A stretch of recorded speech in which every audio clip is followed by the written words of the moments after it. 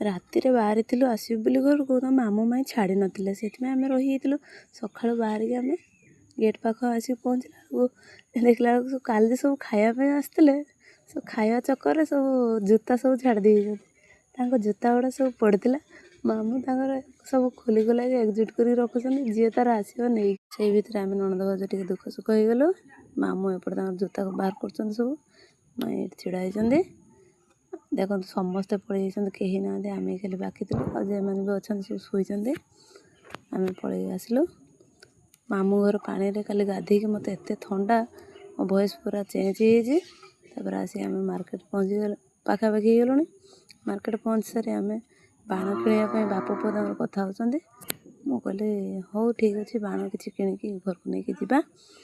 ବାଣ ଦୋକାନ ପହଞ୍ଚିଲା ବେଳକୁ ବାବା ଲୋ କି ରେଟ୍ ବାଣ, ମାନେ ଆମ ରେମୁଣା ମାର୍କେଟରେ ଏତେ ରେଟ୍ କହୁଛନ୍ତି, ମୁଁ ଶୁଣିକି ମୋ ଚକ୍କର ଆସିଗଲାଣି। ତାପରେ ଯାଇକି ମୁଁ କୁମ୍ଫି କିଛି କିଣିଲି, ସେମାନେ ତାଙ୍କ ବାପ ପୁଅ ତାଙ୍କର ବାଣ କିଛି କିଣିଲେ। ମୁଁ ମୋର ମୁରୁଜ କିଣିଲି। ମୁରୁଜ କିଣିକି ଦୀପ ତେଲ ସବୁ କିଣିକୁଣାକି ନେଇକି ଆମେ ଘରକୁ ଆସିବା ବୋଲି ବୁଲି ପଡ଼ିଲୁ।